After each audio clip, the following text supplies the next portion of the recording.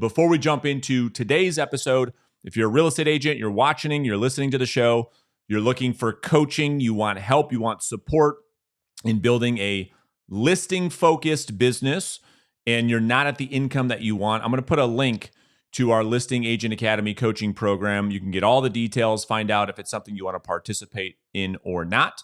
And so with that being said, let's jump into today's episode. So the first thing I want to talk about is a really interesting concept when it comes to goal setting. Now, I don't want to split hairs on, why real estate agents, why so many of them struggle to hit their goals, or why so many of them fail out of the business. I made a lot of different videos about all the different reasons. Today's conversation is more focused on the architecture, the framework in which we all set goals in the first place.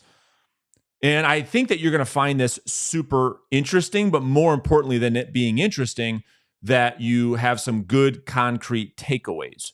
So here's the idea. The idea of setting goals in our business of real estate sales, for the most part, are based on outcomes that we have little or no control over. As an example, the outcome or a goal often is in income. I want to make $100,000 this year. I want to make $50,000. I want to make $150,000. I want to make $200,000. Well, that is an outcome. That is a result. And the thing I want you to consider in this conversation is, are you in control of that outcome? In other words, if I told you, okay, put $100,000 in your bank account right now, and I snap my fingers, could you do it? Well, you would probably respond with, well, no, obviously I can't do that. You would start to tell me all the things that you would have to do in order to generate that outcome. And what am I suggesting? Well, in goal setting, the goal or the focus rather should be on those actions, those behavior, those attitudes. In other words, the leading indicators that when we do them on a consistent basis result in the outcome in which we are seeking. Now, the best analogy I've ever heard on this is this. Let's just pretend I asked you, like, this whole actions before outcomes on how to set goals, because people are saying, I want to make 100,000. I want to make 100,000. I want to make 100,000. I'm going to talk about something that we could potentially do differently that will lead you to better results. Let me give you this analogy. If I were to ask you right now, okay, without doing anything, you're listening or you're watching to this episode, and I said, increase your heart rate. Ready, go. You couldn't do it.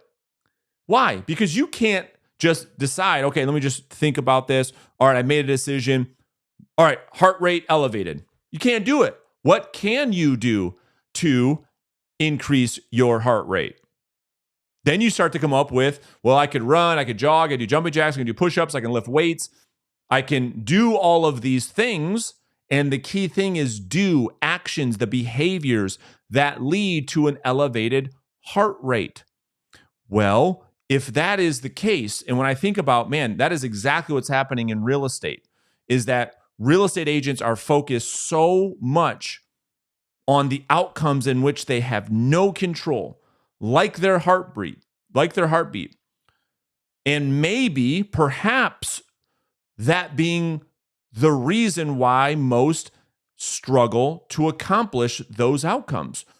Let me present a different way or a different approach that may serve you in getting to the result or the desired outcome that you want.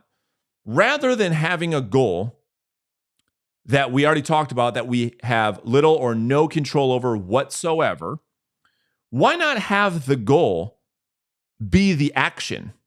Why not have the goal be the leading indicator? In other words, this year, my goal is to have 7,200 conversations. That breaks out to about 30 conversations per day with prospects, past clients, center of influence, referral partners, so on and so forth. Why not make that the goal? Why not make the goal something that we have control over based on a decision, based on actions, based on our behavior, based on our attitudes? Because as we know, it's actions before outcomes. There's leading and lagging indicators. We just talked about all the things I think we would all agree on, that what we can control, the working out, the exercising, the running, the jumping jacks, will then lead to an increased heart rate. We all agree on that, right? If that is the case, why not then make that the goal? Why not make the goal, instead of saying, I want 25 listings this year. I want 50 listings this year. Okay, make that, just do it. Give me 50 listings. Or you can't. That's an outcome. But yet that is what is that's what's on our goal sheet. That's what's on our business plan. That's what's on our vision board, are all outcomes in which we have zero control over. And I wanted to make this video because I started to think about this. I'm like, it makes a lot of sense. If the goal, if the leading indicator, if the key performance indicator, the KPI, to getting 50 listings, if you work the numbers backwards, meant that you had to have 5,000 new conversations because of your current skill set, that's a goal we can wrap our minds around because it's obtainable. It's something tangible. I can have 25 conversations a day. That's just a decision. I know for sure I can make that happen. I'm in control of that. And then as a result of that being the goal, here's the key thing. As a byproduct, I end up listing 50 houses. And when I think about that, when it comes in terms of goal setting, I start to think to myself, well, maybe that's it. Maybe that is a key factor in human performance when it comes to reaching the outcomes, or when it comes to goal setting, especially in real estate sales. Hey, go on a listing appointment today. Snap your fingers, make it happen. Can't do it. You can't control whether or not that happens. What you can control is how long are you going to prospect? How many doors are you going to knock? How many text messages are you going to send? How many meetings are you going to go to? How many videos are you going to post? How many blogs are you going to write? All of those things are, in fact, things that you can control. Yes, you agree? And if so, make that the goal. The goal today, 30 new conversations. And let the results and the outcomes be a manifestation of your execution on those actions.